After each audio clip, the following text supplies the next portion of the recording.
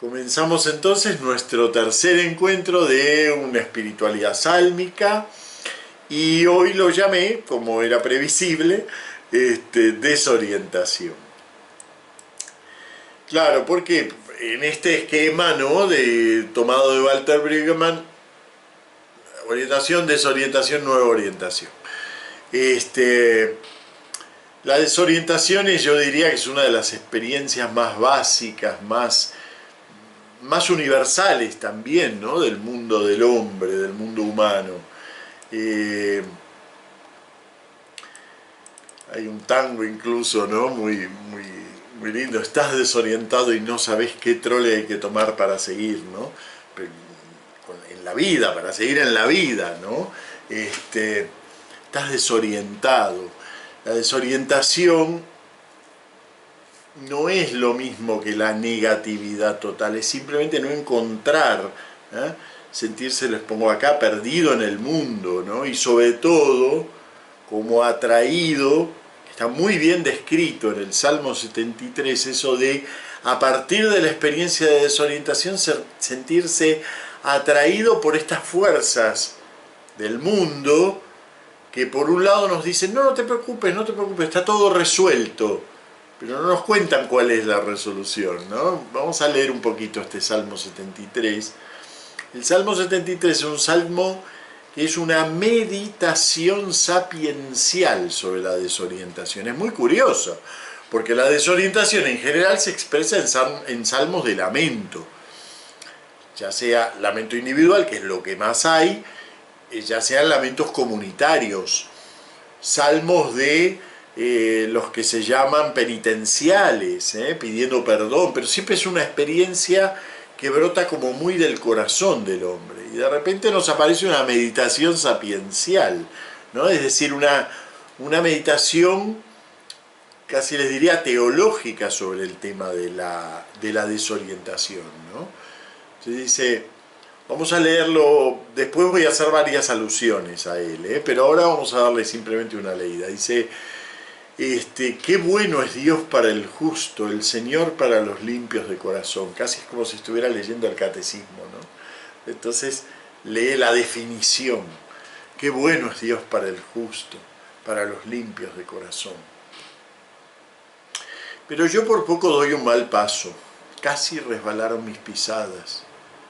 Y ahora uno dice, bueno, ¿por qué? Porque envidiaba a los perversos viendo prosperar a los malvados. Esto es una experiencia universal, es lo que notamos siempre. Para ellos no hay sinsabores, están sanos y orondos. No pasan las fatigas humanas, ni sufren como los demás. Seguramente sí, pero uno no lo ve, ¿no? Uno cree que no, porque precisamente lo que va a decir ahora, ¿no? Por eso su collar es el orgullo y los cubre un vestido de violencia, ¿no? Y uno, al cabo, se da cuenta que en realidad es al revés, es decir, ese vestido de violencia, ese collar de orgullo, es una coraza interpuesta en la verdadera nada que llevan por dentro, ¿no? Pero está muy bien descrito esto, ¿no? De las carnes les resuma la maldad, el corazón les rebosa de malas ideas. Claro, es todo tan malo que uno dice, ¿cómo puede ser que el salmista se sienta atraído por todo esto, ¿no? Porque dice que por poco da un mal paso porque los envidiaba, ¿no?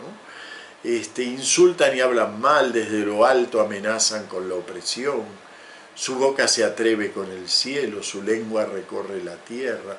¿Ven por qué les decía que es como una experiencia, una atracción de fuerzas centrípetas, me tiran hacia ellos, ¿no? Por eso mi pueblo se vuelve a ellos y se bebe sus palabras. Ellos dicen, es que Dios lo va a saber, se va a enterar el Altísimo. Y ojo que estos son miembros del pueblo de Dios, no son unos ateos malvados, no, pero han reemplazado a ese Dios del que hablaba al inicio, qué bueno es el Dios para el justo. Lo han reemplazado por otra cosa, por una imagen de sí mismo, ¿no? Bueno, ahora vamos a dejar esta expresión del Salmo, porque continúa y es muy importante, pero vamos a dejarla en esta percepción de esa fuerza centrípeta que atrae en la desorientación. Claro, si ustedes le van a un cura con que se sienten desorientados, ahora no tanto, afortunadamente, ¿no? Pero lo primero en lo que va a indagar es en la culpa, ¿no? Porque un poquitito, gran parte del fracaso de la fe cristiana en la segunda mitad del siglo XX ha sido esto de haber encerrado todo en la culpa, ¿no? El hacer incluso una religión culpógena, ¿no? Que parecía que lo único importante era que declararas ser culpable, ¿no? Entonces, les pongo aquí algunos ejemplos, ¿no? Los símbolos religiosos te dejan un poco frío, es la culpa, ¿no? No tienes ganas de las cosas de Dios, es la culpa. No consigues orar, bueno, será la culpa, ¿no? La culpa no lo explica todo. Y muchas veces mal leída, la Biblia puede llevarnos por ese lado. O sea, imagínense a alguien que le damos de sopetón Éxodo o Números, esos libros que nos hablan del deambular de Israel, y el deambular tiene mucho que ver con la orientación y la desorientación. Se los damos así de sopetón sin situarnos realmente en el centro, que es la revelación de este Dios que Él mismo deambula, ¿no? ¿Cómo te llamas? Voy a ir mostrando lo que soy, ¿no? Él mismo deambula junto con el hombre. Si no partimos de ese centro, se convierten en libros culpógenos, ¿no? Siempre todo les va mal a este pueblo porque siempre algo han hecho, ¿no? Bueno, cuidado con eso. Por eso era tan importante empezar, como empezamos la semana pasada, con los salmos de orientación, porque no se trata, la desorientación no es un estado de ánimo, no es una cosa pasajera, no es el resultado de una culpa, es un deambular del hombre en un espacio en donde también Dios está deambulando, ¿no? Entonces les pongo aquí, ahí está la vida con sus vaivenes, eso no es privativo del hombre religioso. El hombre religioso tiene un algo, un lenguaje que le permite penetrar un poco más en profundidad en esto, ¿no? Pero la desorientación es parte de la vida misma, ¿no? Y la vida es como un campo de juego, ¿no? Entonces, en el campo de juego, ¿qué hay? ¿Uno solo? No, hay mínimo dos, ¿no? Están los dos tenistas, si no, no hay juego de tenis, ¿no? Entonces también Dios deambula. Como les digo, está implícito en su nombre ese deambular, ¿no? ¿Cómo te llamas? Ya te voy a ir mostrando lo que soy lo que soy, ¿no? O soy el que soy, intraducible, como saben. Ya te voy a ir mostrando lo que soy. Después vamos a releer ese fragmentito precioso del encuentro de Elías en la montaña, con Dios, y está esto mismo, ¿no? Esta idea de, bueno, este Dios también se mueve, y por lo tanto yo puedo estar muy orientado, que bueno es el Dios para el justo, el Señor para los limpios de corazón, lo tengo todo claro, me sé todas las preguntas del catecismo, pero de repente Dios se movió, y no sé exactamente por qué se movió ni hacia dónde, pero no lo veo. No lo veo, puede traducirse en no puedo orar, no lo veo, puede traducirse en la falta de sabor en las cosas de Dios, ¿no? O en simplemente ver oscuro el panorama,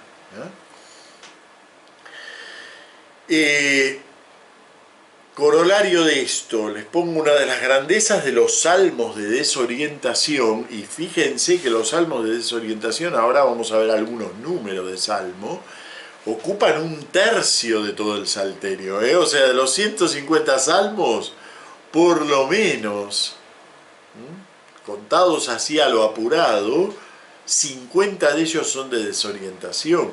Y luego hay salmos que sin ser que uno los pueda calificar de desorientación, están en diálogo con esto, ¿no? Pero bueno, así mal contados sos un tercio del Salterio.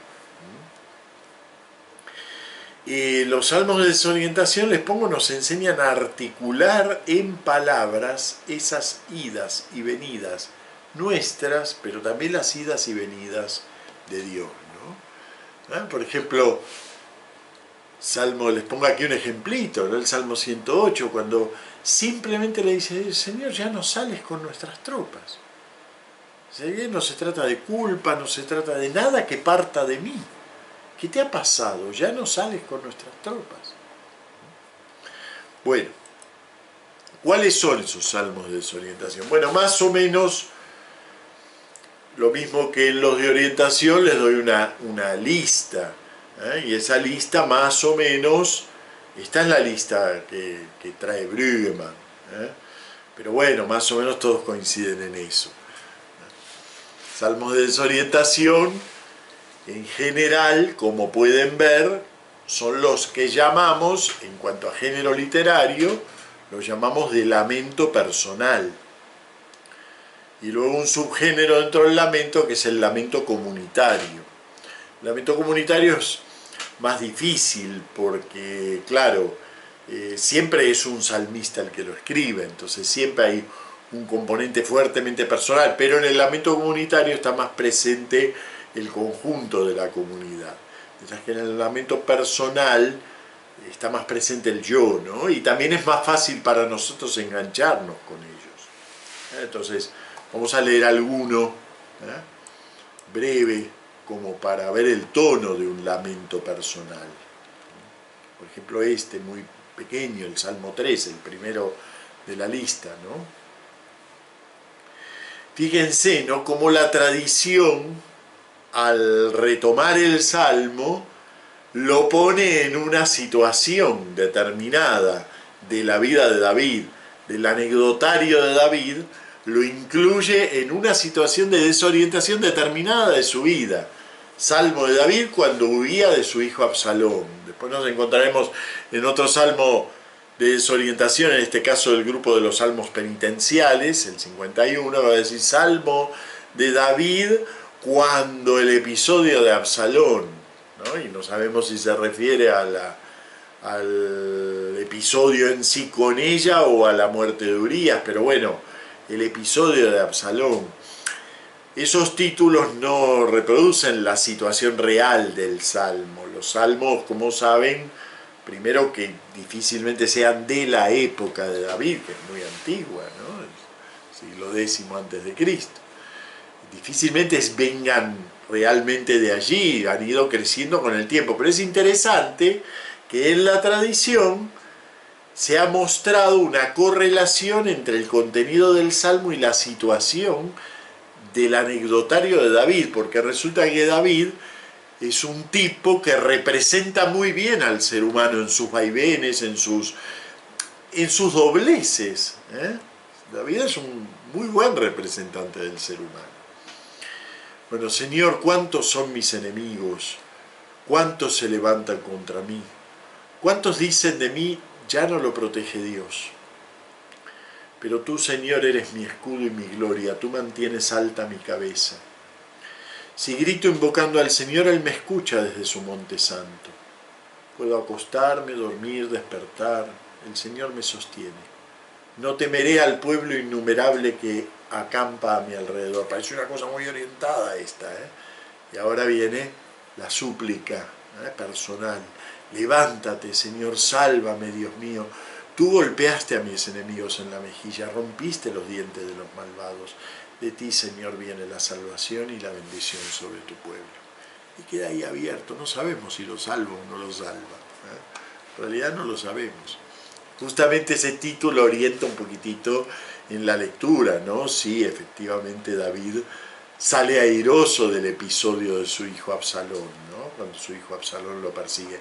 Pero sale airoso después de pasar por una espesura, ¿no? Por una oscuridad muy grande. Bueno, simplemente para tener de ejemplo, ¿no?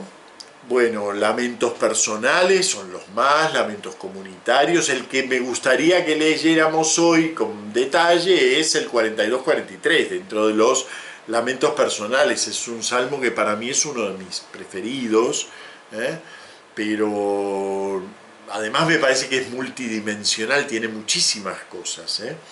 Esperemos llegar bien a poder leer. Y dentro de este grupo de los salmos de desorientación hay que incluir un grupo muy particular de 7. Lo de 7 es un poquito artificial, no todos ellos son verdaderos salmos penitenciales, pero ustedes saben que en el medioevo existía esa costumbre de juntar todo en 7, entonces había que encontrar 7 salmos penitenciales. Realmente el salmo penitencial por excelencia, el que uno puede decir, bueno, esto es el modelo de un salmo penitencial, el típico, el 51, el Miserere, ¿no? Misericordia, Dios mío, por tu bondad, por tu gran compasión, borra mi culpa. Ese es el salmo penitencial por excelencia. Los demás tienen elementos penitenciales, pero se parecen mucho más a lamentos personales que a salmos penitenciales. Me refiero en conjunto, pero tienen elementos de salmo penitencial. ¿Cuál sería la diferencia? Bueno, en el lamento personal, precisamente, la situación de desorientación no parte de mi culpa, parte de algo que ocurre afuera, la ausencia misma de Dios, mis enemigos que me persiguen, parte de todo eso, mientras que en el salmo penitencial lo que lo distingue es que el punto de partida es la conciencia de que he sido yo el que movió ficha y movió mal. Y la desorientación se produjo porque yo me di vuelta. Bueno, y luego estos 3 curiosos salmos salmos sapienciales. Digo curiosos por lo que les decía antes, porque una experiencia de desorientación suele dar lugar a un lenguaje íntimo, a un lenguaje personal, a un lenguaje de confesión en el sentido profundo del término, como las confesiones de San Agustín, ¿no? Es decir, un lenguaje de reconocimiento de Dios. Un lenguaje sapiencial parece que no da mucho para eso, un lenguaje más pensado, más teológico, más meditativo, como lo que acabamos de leer en el Salmo 73, pero sin embargo también en ellos, ¿ven? Aparece esta experiencia de desorientación convertida en teología. Bueno, aquí viene simplemente la estadística, les pongo esto de la cantidad de salmos que traen la experiencia de desorientación. Pero hay una cuestión muy básica que creo que hay que tratarla primero, ¿no? En la diapositiva 4 se las pongo. La desorientación, fíjense que forma parte, por eso les empecé con el tanguito, estás desorientado y no sabés. La desorientación forma parte de nuestro mundo moderno, ¿no? Yo diría, incluso hasta parece que fuera una tónica muy específicamente moderna. Yo creo que no, que es una tónica específicamente humana, no específicamente moderna, ¿no? Pero es verdad que si ustedes van, por ejemplo, qué sé yo, a la filosofía de los años 50, a toda esa filosofía existencial profundísima, Camus, Marcel, Sartre, dentro de ya las líneas más ateas, o derivados de la filosofía existencial, sin ser propiamente existencialista, un Heidegger, ¿no? Nos hablan de eso, dice, fíjense, ¿no? El título de una de las obras de Heidegger, ¿no? Los senderos del bosque. O sea, la vida son como senderos adentro de un bosque y uno no sabe si conducen realmente a un camino o terminan en un árbol. Además lo dice así en el pequeño prólogo explicando por qué le puso Senderos del Bosque, Holzwege, que es el nombre de la obra, ¿no? Dice, porque son senderos del pensamiento, pero no todos terminan en un camino, pueden terminar así, con la cabeza frente a un árbol, ¿no? La experiencia de desorientación parece que formara parte de la vida del hombre moderno, pero hay que tener cierto cuidado. Cuando en la Biblia se habla de, o se actúa esta desorientación, La experiencia es fundamentalmente la misma, pero hay un algo que tiene que no lo tenemos en la experiencia moderna. Y eso puede sentar una gran diferencia. Yo les diría, eso hace a la diferencia del hombre creyente. Por eso es tan difícil ser creyente en nuestra época, ¿no? Y es, casi le diría, es una proeza seguir siendo creyente en nuestra época, ¿no? Ven, por ejemplo, cómo empezaba el Salmo 73. Uno ahora lo lee y le parece que simplemente está recitando el catecismo, ¿no? Qué bueno es Dios para el justo, el Señor para los limpios de corazón. Me parece como si, bueno, aquí se puso a recitar. No, esa es la convicción del hombre bíblico. No quiere decir que yo siempre experimento eso. Precisamente lo que nos cuenta el Salmo es que el salmista no experimenta eso. El salmista no experimenta lo bueno que es Dios para el justo, pero tiene ese punto de partida. Sabe que está por ahí la cosa. Dios es bueno para el justo, para el limpio de corazón. Ya está.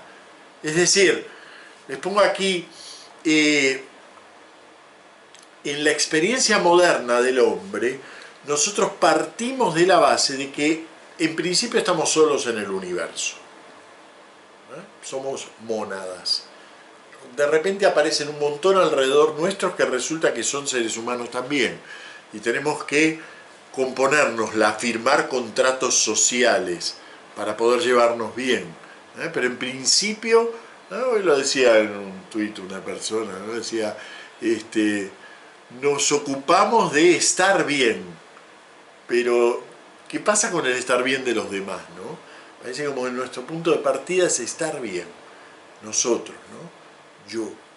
Está muy bien el descubrimiento del individuo, es muy importante, pero claro, trajo un poco esto, ¿no? Esto de que nuestro sentimiento de partida es que estamos solos. Y entonces, claro, ¿no? Podemos buscarle sentido a la vida y darle sentido a la vida, como si se lo diéramos nosotros, ¿no? Darle sentido a la vida. Nos embarcamos en un proyecto de vida, le damos sentido, nos volvemos hombres creyentes, le damos sentido, entonces nuestra vida va a adquirir ese sentido en función de... pero siempre es algo que le damos nosotros, ¿no? Entonces, ven, les digo, en realidad el hombre bíblico, su sentimiento de partida es que Dios le ha salido al encuentro. Recuerda esa escena tan curiosa, ¿no? De Jacob cruzando el vado de Yabok. Cruzan todos y cuando va a cruzar él, de repente le sale al encuentro. Dios y muy fuerte, ¿no? Luchan hasta el amanecer. Moisés volviendo con su esposa e hijo, ¿no?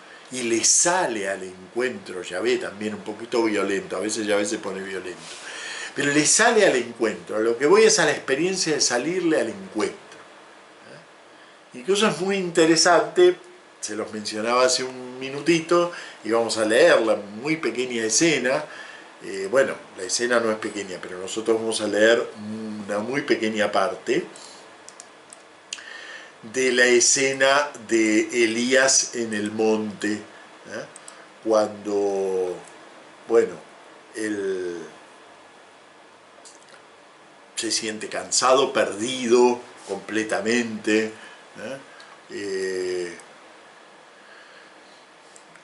él caminó por el desierto una jornada de camino y fue a sentarse bajo una retama. Se deseó la muerte y dijo, basta ya, Yahvé, toma mi vida porque no soy mejor que mis padres. El punto de partida es él.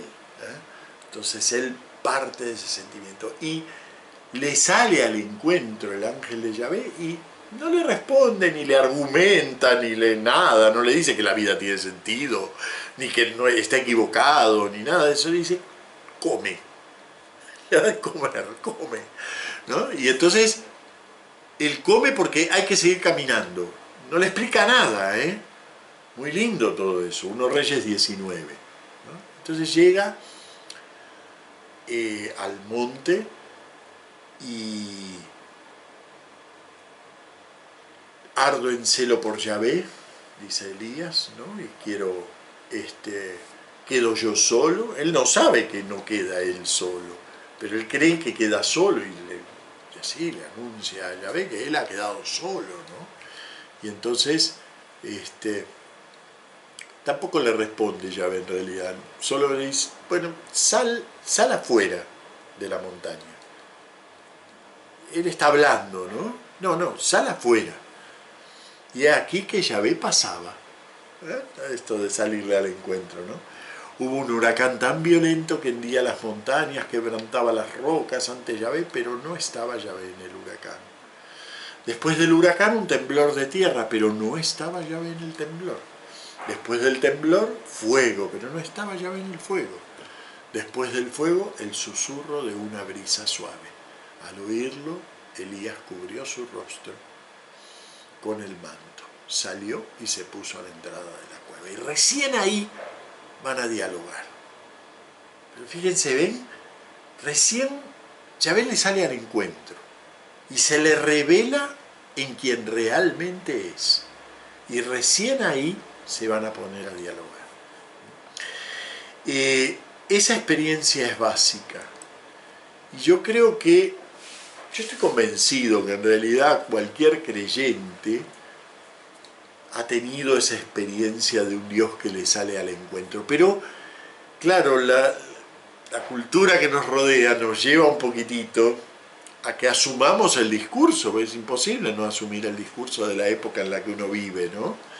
Y entonces convertimos ese me salió al encuentro en yo estoy buscando, ¿no? Busco a Dios, busco la fe, busco la verdad, busco que la vida tenga sentido, busco.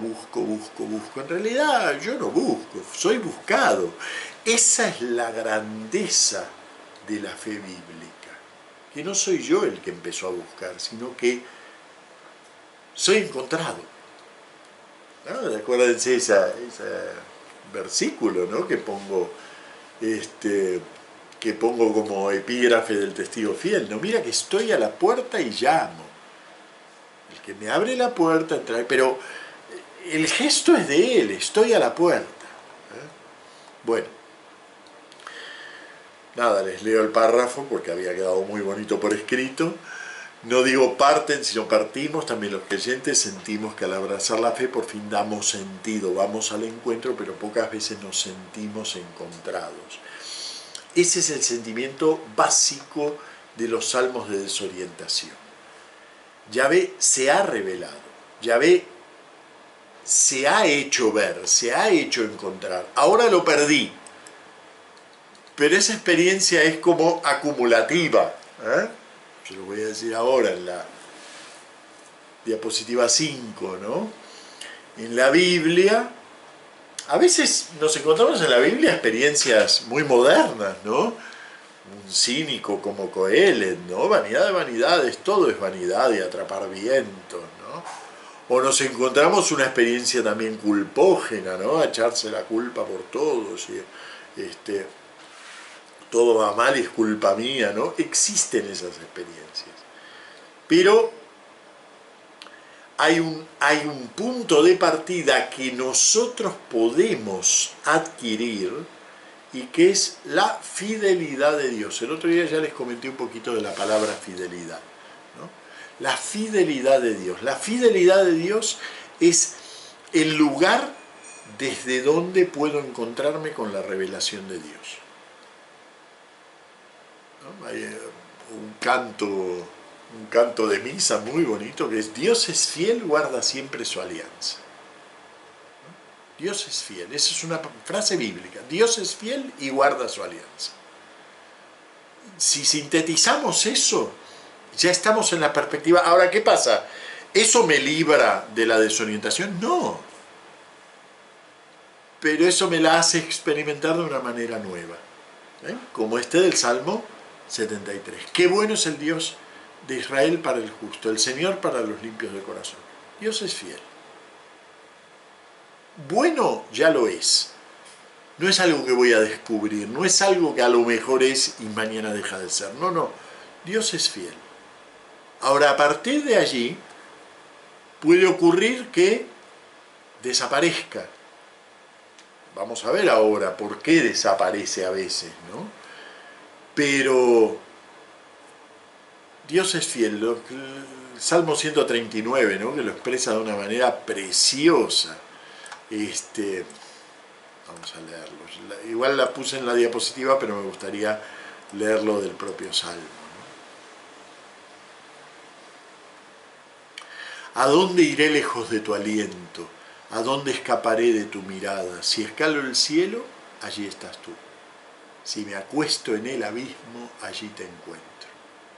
Es decir, Dios es fiel.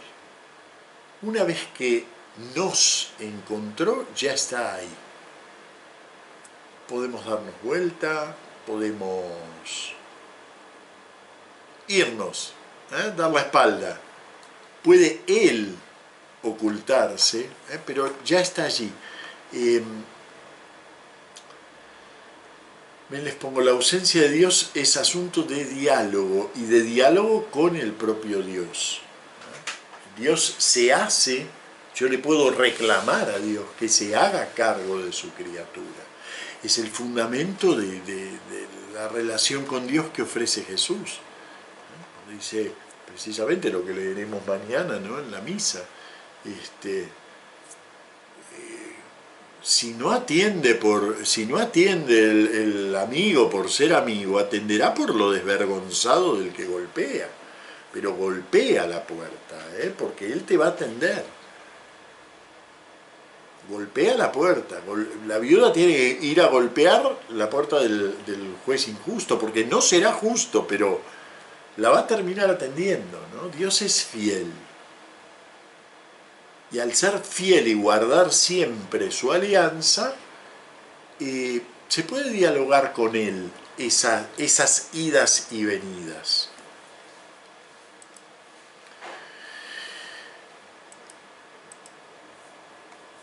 Y ahora viene un aspecto que a mí me interesa mucho. Se los comenté ya la semana pasada, pero recién ahora que estamos viendo la desorientación lo podemos ver un poquito más completo.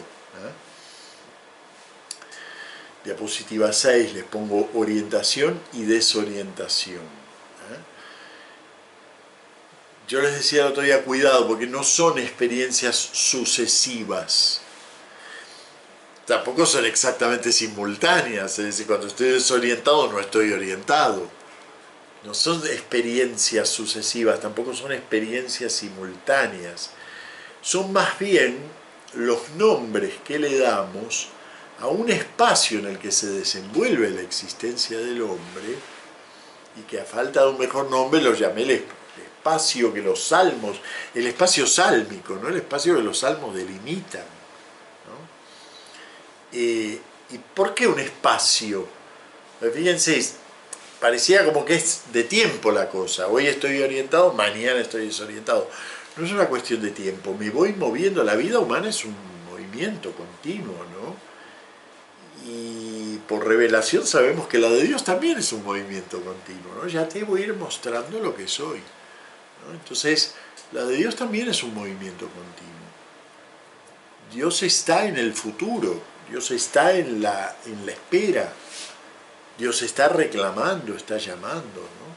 Entonces,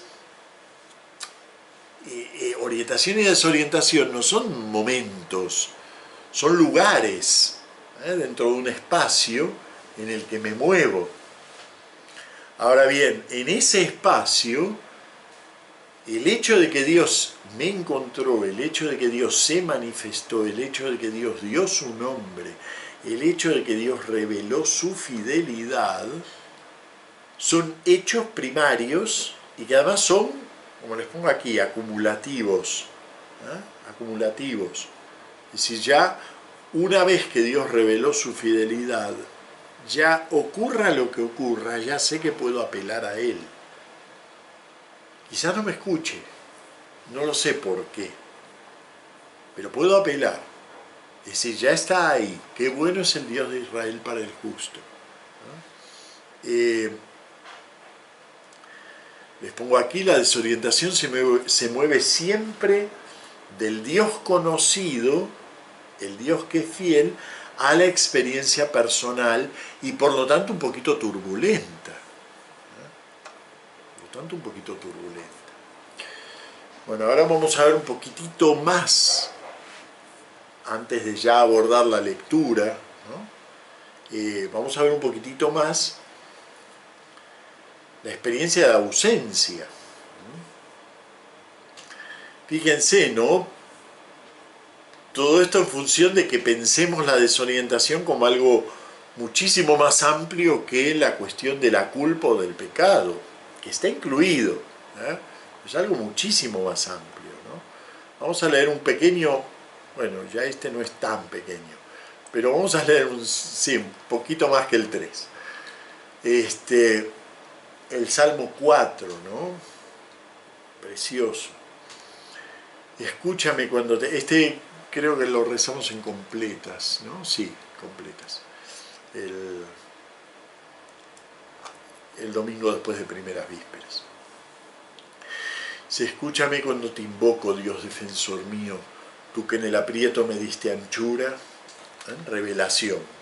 Tú que en el aprieto me diste anchura, ten piedad de mí y escucha mi oración. Ahora es el pedido, pero el fundamento está en la revelación de la fidelidad. Y vosotros, ahora se dirige hacia aquellos que le causan la situación de apretura y de desorientación. El enemigo es una figura retórica, porque nunca lo identificamos, muy raramente el enemigo tiene un nombre. Bueno, en el Salmo 137 está claro, es Babilonia, ¿no? Junto a los ríos de Babilonia me sentaba a llorar acordándonos de Sion, y allí nuestros captores nos pedían y nos decían canten un canto. Ahí el enemigo está bien identificado, es el enemigo que ha tomado Sion, que ha destruido el templo y que me ha llevado de cautivo, y encima pretende que cante un cántico de Sion, ¿no? Pero en general el enemigo en los salmos, y es continua la aparición del enemigo, así que es importante que tengamos en cuenta esto, el enemigo es una figura retórica, completamente indeterminado, no lo podemos identificar, incluso aunque como aquí se dirija en concreto a ellos, vosotros hasta cuándo ultrajaréis mi honor, amaréis la falsedad y buscaréis el engaño. Y uno dice, bueno, debe referirse a alguien concreto, ¿no? Tiene que ver con esto del Salmo 73 que leíamos antes, ¿no? Esos que reemplazan el Dios vivo por una imagen de sí mismo, ¿no? Bueno, ahí tenemos configurado al enemigo. El enemigo es aquel que precisamente me aleja de Dios de alguna manera. Puede ser atacando mi fe, puede ser atacándome a mí, puede ser poniéndome trampas, como aparece continuamente, ¿no? Sabedlo, el Señor hizo milagros en mi favor. Vamos a retener esto de hizo milagros, después lo vamos a usar. Y el Señor me escuchará, hizo milagros, me escuchará cuando lo invoque.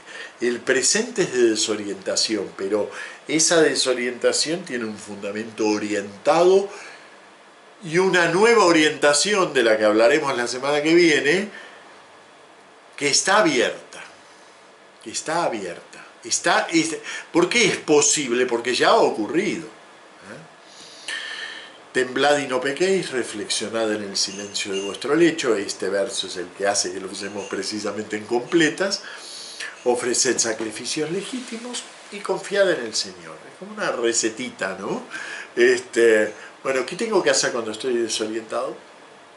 Mantenerte haciendo lo mínimo, pero haciendo hay un hermoso comienzo de la película del sacrificio de Tarkovsky, ¿no? En donde van a regar una plantita que está seca, ¿no? Y todos los días van y lo riegan, ¿no? Y en la reflexión es que si se riega todos los días, en algún momento vive, Hay muchos que dicen, ¿quién nos hará ver la dicha si la luz de tu rostro ha huido de nosotros? Me encanta esa expresión, ¿eh? Hay muchos que dicen, todos esos enemigos, ¿no? Esos desorientados pero sin comprender la fidelidad de Dios, ¿no? Entonces esos dicen, ¿quién nos hará ver la dicha si la luz de tu rostro ha huido de nosotros?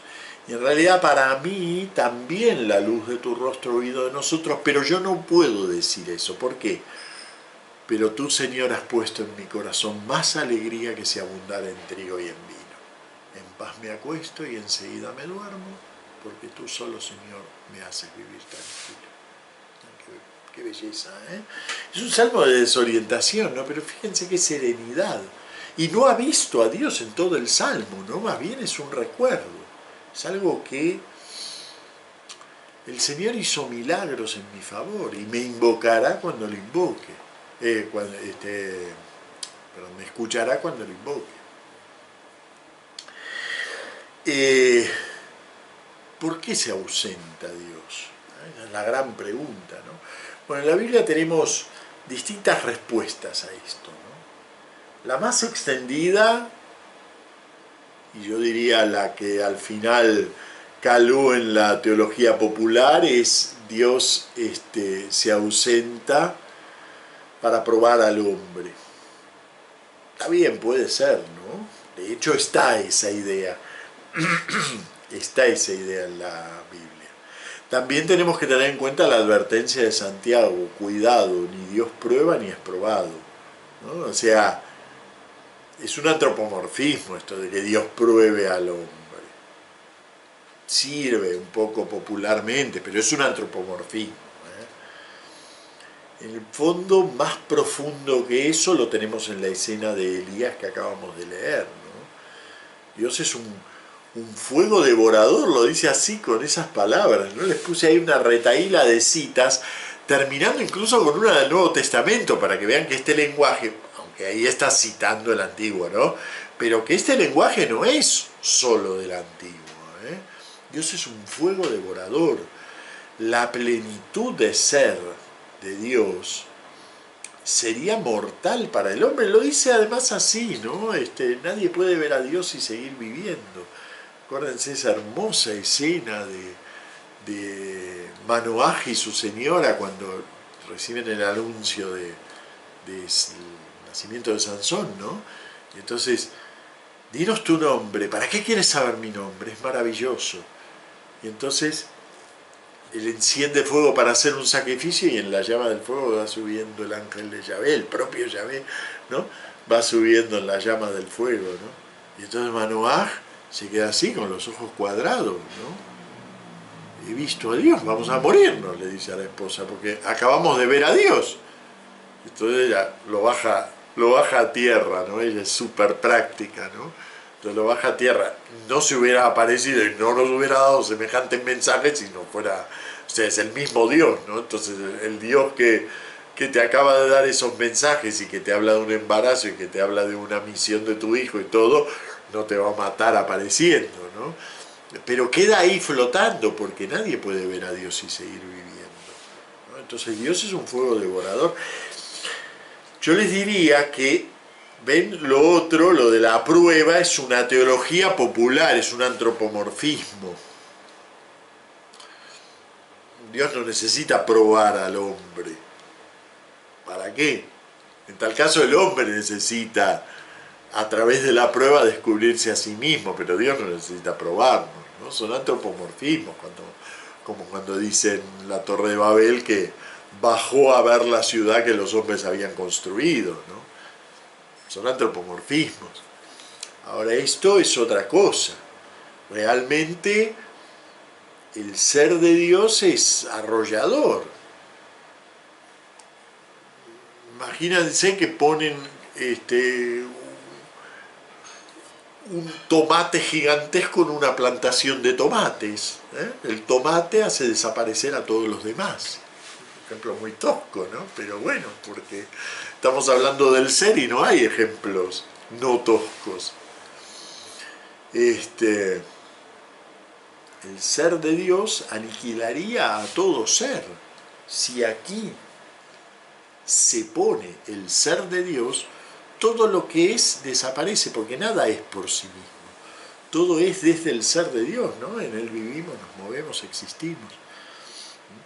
Entonces, de alguna manera, ya te voy a ir mostrando lo que soy, ya voy a ir apareciendo, ya voy a ir siendo para ti. Es una protección para el hombre.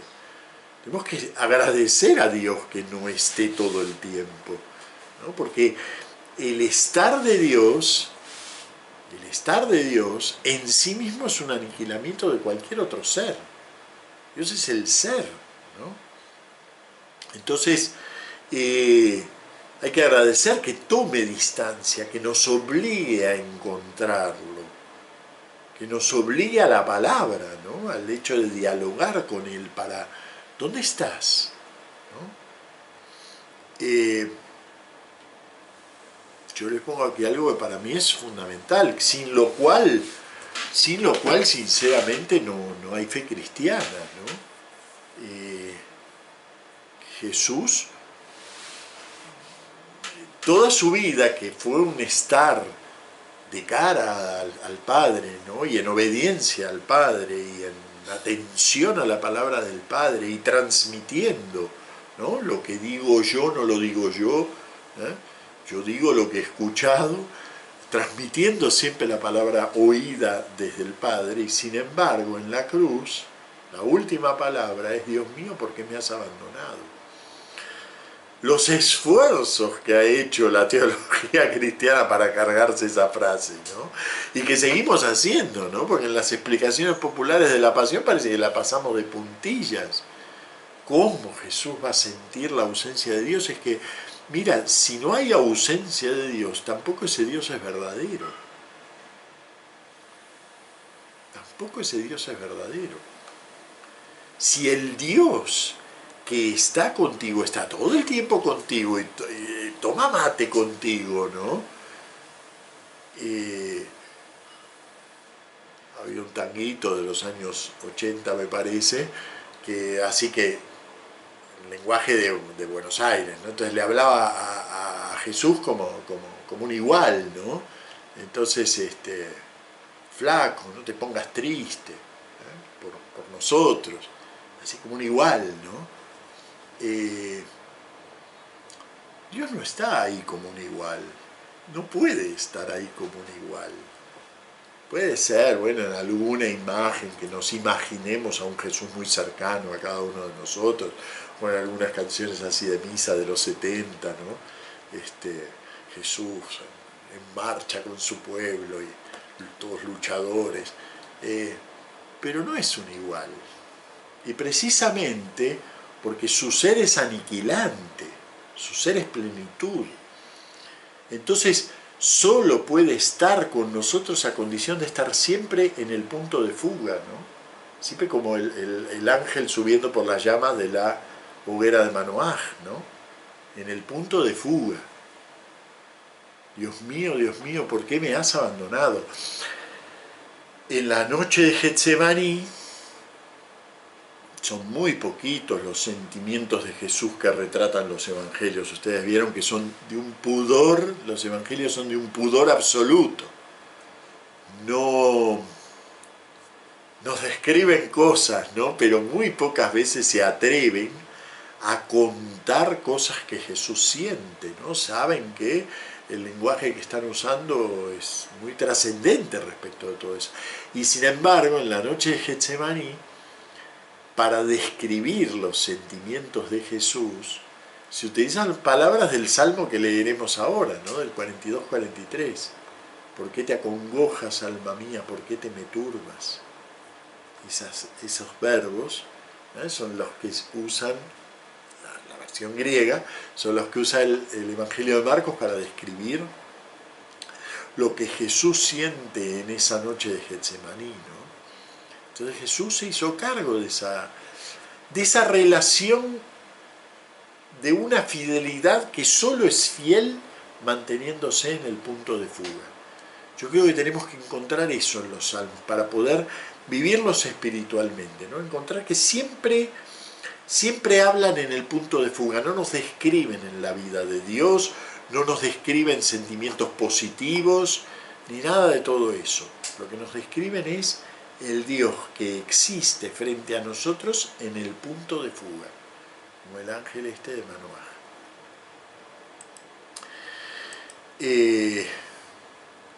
Bueno, como se pasa muy rápido la hora, entonces vamos a dejar desorientación y culpa y desorientación y violencia, dos diapositivas que las pueden leer por ustedes mismos. Les recomiendo muy especialmente el análisis del Salmo 109 que hace Brüggemann.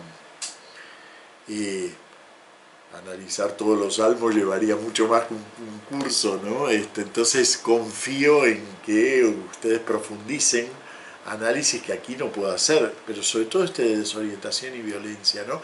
Parece tan... Claro, son estos tres salmos que nosotros no leemos en la liturgia, y uno diría, bueno, pero son demasiado extremos esos salmos, ¿no? Porque directamente se habla del enemigo y de aplastarle la cara al enemigo y de... ¿no? Vamos a leer un fragmentito de un salmo de desorientación bellísimo, que es el Superflumina, ¿no? el de Junto a los ríos de Babilonia, pero este final no lo leemos nunca en la liturgia, está directamente excluido de la liturgia. Junto a los canales de Babilonia nos sentábamos a llorar acordándonos de Sion, en los sauces de sus orillas colgábamos nuestras cítaras. El coro de Desterrados de Verdi es esto, ¿no? Es una paráfrasis de esto. Allí los que nos deportaron nos invitaban a cantar, nuestros opresores a divertirlos. Cantadnos un cantar de Sion. ¿Cómo cantar un cántico del Señor en tierra extranjera? Si me olvido de ti, Jerusalén, que se me paralice la mano derecha, que se me pegue la lengua al paladar si no me acuerdo de ti, si no pongo a Jerusalén en la cumbre de mis alegrías. Parece que ahí termina para la liturgia, pero ahora sigue el salmo, ¿no? Dice, toma cuenta, Señor, a los idumeos el día de Jerusalén, cuando incitaban, desnudadla hasta los cimientos. Dice, acuérdate, no te olvides de los idumeos. Los idumeos son un pueblo, digamos, siempre enemigo, Capital de Babilonia, destructora, dichoso el que pueda pagarte el mal que nos has hecho.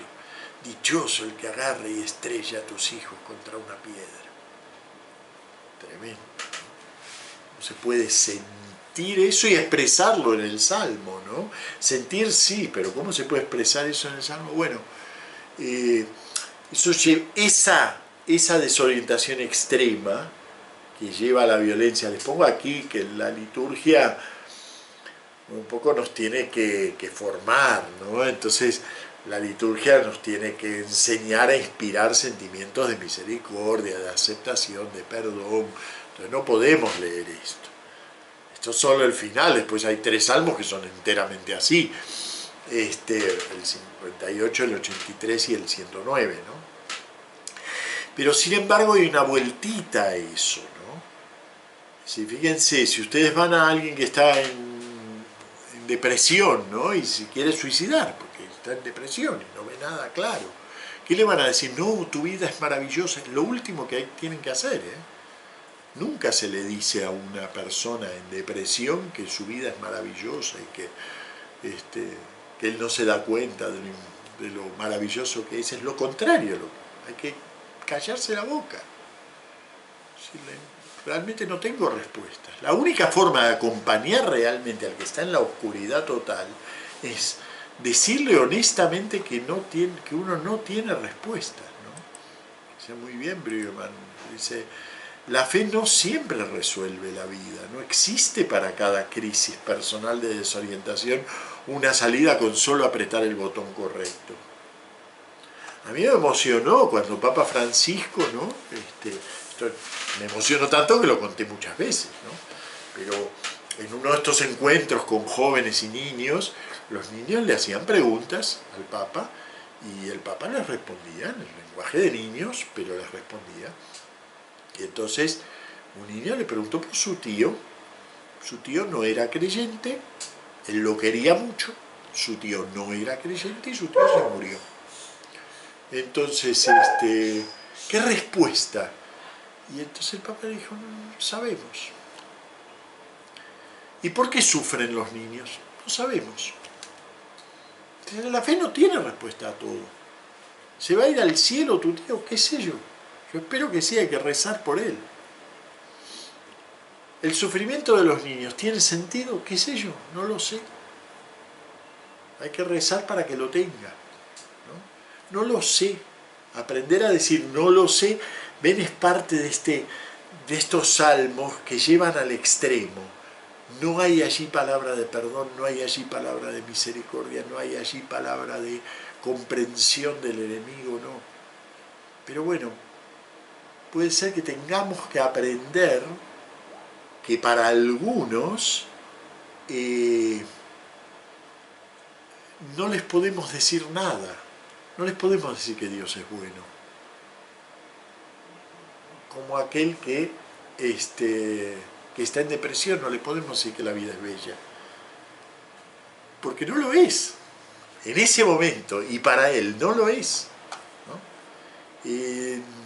La religión es distinta que la ayuda y que la autoayuda. Completamente distinta. Completamente distinta. Por eso estos espacios sálmicos, ¿ven?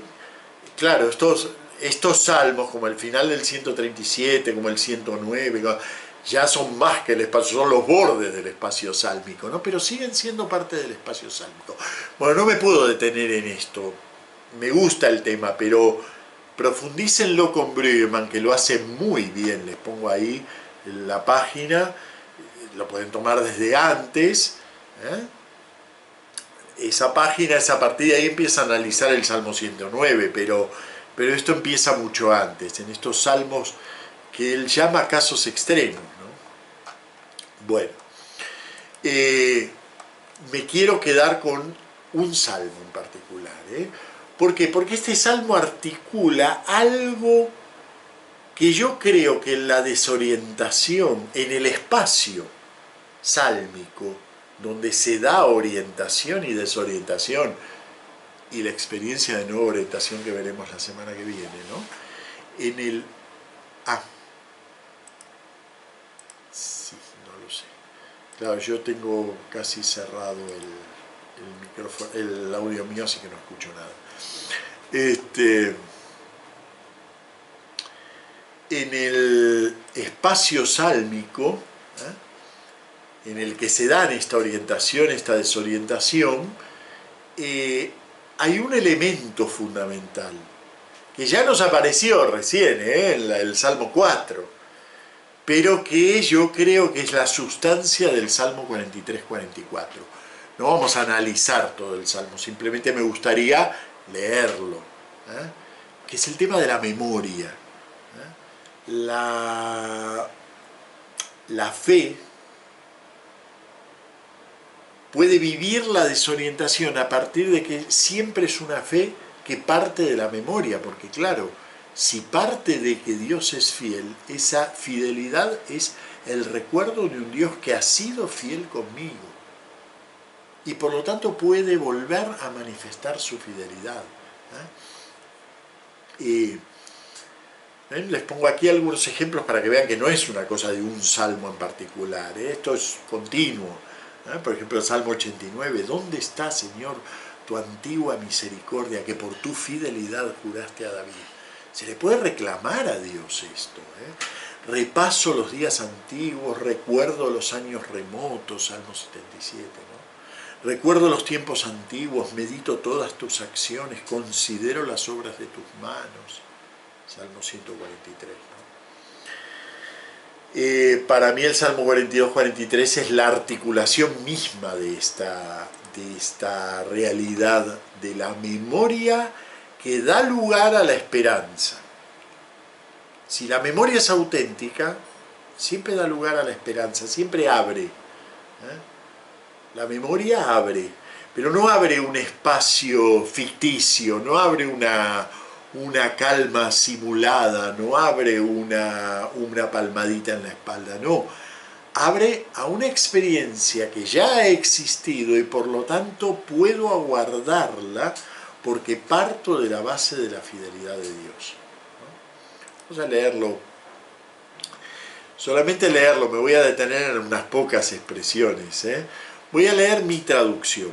¿Por qué? Bueno, porque la quiero mucho y porque creo que ha captado ciertos aspectos, pero no es la traducción que usamos en la liturgia, obviamente, ¿no?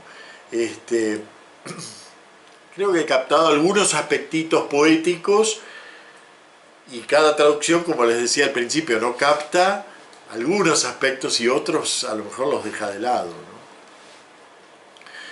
42-43 porque en realidad está mal dividido. El 43 es el final de este salmo. Los tres, el conjunto son 3 estrofas con un estribillo que los divide.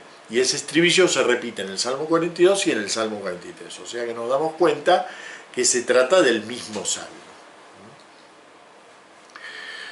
Como la sierva anhela corrientes de agua, así mi alma te anhela a ti, oh Dios.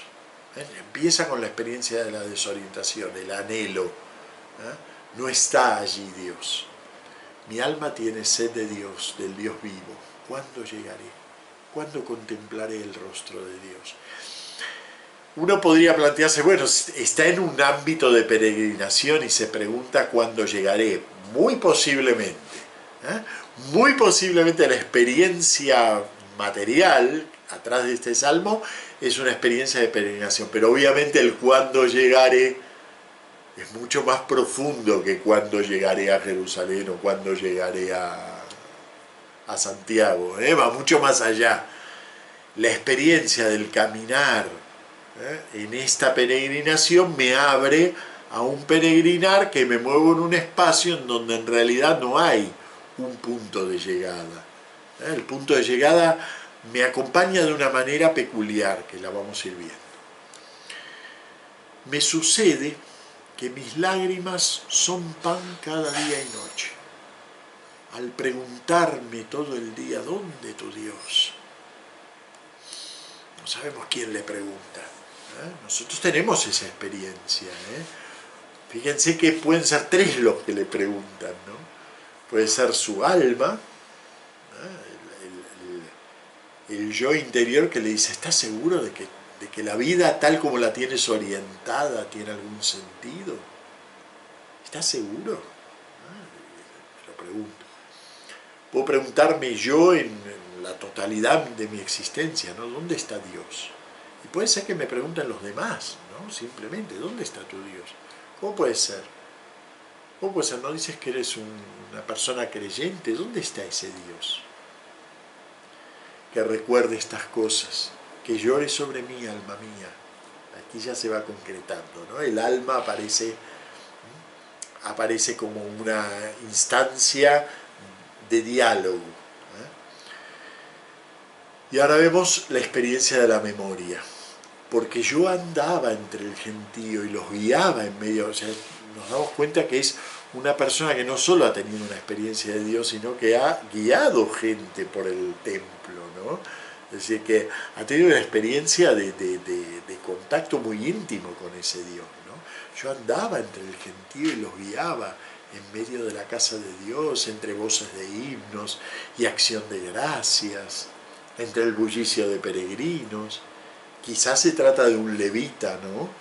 De un funcionario del templo, y que ahora se da cuenta que en realidad ese Dios al que él guiaba, él no lo puede ver en este momento.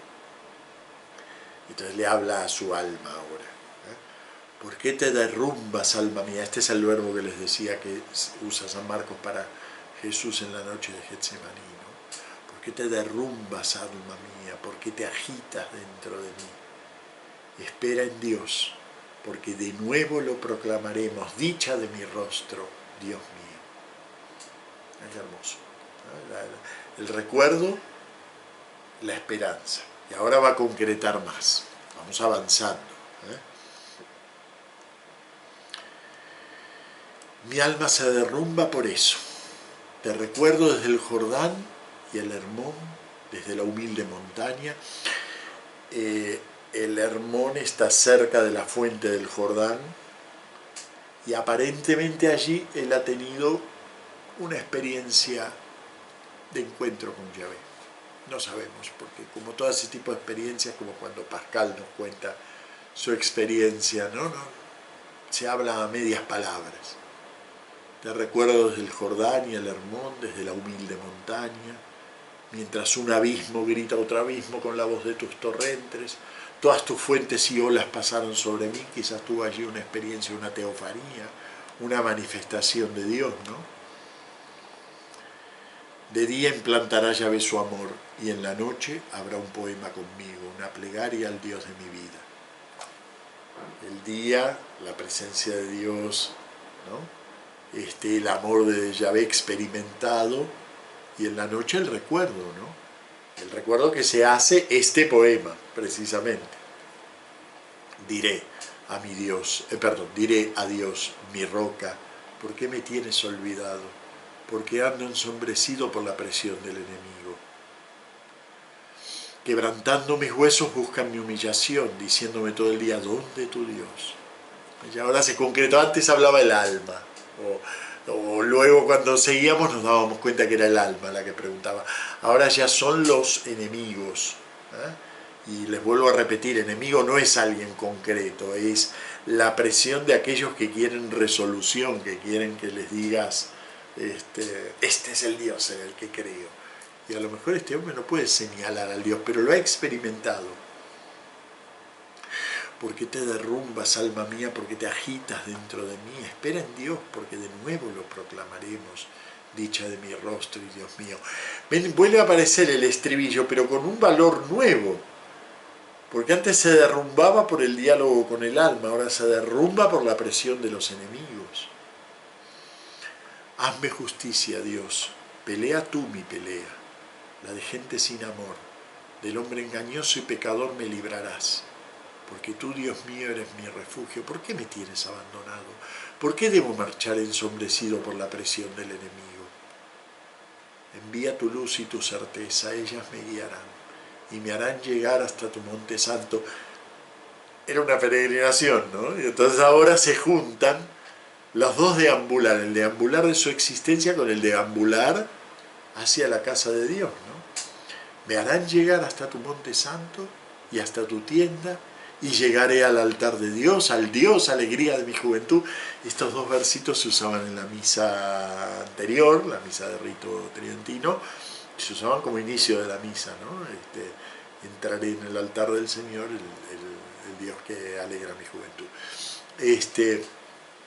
Preciosos, ¿no? Porque fíjense cómo confluyen las dos experiencias. La experiencia del deambular es una experiencia que se basa en la memoria de la fidelidad y en la certeza, por lo tanto, de la futura manifestación, pero un futuro que no tiene un momento, pero la peregrinación sí tiene un momento. Entonces la peregrinación misma se vuelve símbolo de ese futuro al que se aludió durante todo el poema, ¿no? Y llegaré al altar de Dios, al Dios, alegría de mi juventud, y te alabaré con la cítara, Dios, Dios mío. Y vuelve a su experiencia, ¿no? Fundamental. ¿Por qué te derrumbas, alma mía? ¿Por qué te agitas dentro de mí? Fíjense que cada vez que repite el estribillo cambia, es otra cosa la que se dice. Espera en Dios, porque de nuevo lo proclamaremos, dicha de mi rostro, Dios mío. Aquí es totalmente distinta la recitación del mismo estribillo, ¿eh? ¿Por qué? Porque ha tenido la experiencia de que al llegar al templo, ese Dios fiel se ha vuelto una certeza. Llegaré al altar de Dios, al Dios, alegría de mi juventud, y te alabaré con la cítara, Dios, Dios mío. Entonces puede volver a derrumbarse, pero de una manera que es nueva. Se derrumba 3 veces, podríamos decir, ¿no? Pero ese derrumbe es distinto. Bueno, muy bien. Lo que alcanza, ¿eh? Así que terminamos nuestro tercer encuentro. Ya sabía que no podía analizar mucho el Salmo 42-43. Los invito, si quieren, a que lean el artículo. Es complicadito el artículo, pero bueno, analizo esto con más detalle. Bueno, y nos vemos la semana que viene con la última de las experiencias, porque esto, yo les digo, es un espacio, pero parece que fue un espacio de dos polos, y es un espacio multipolar, desorientación, orientación, desorientación, nueva orientación, que es la experiencia de la que hablaremos la semana que viene. Nos vemos el próximo sábado. Chao.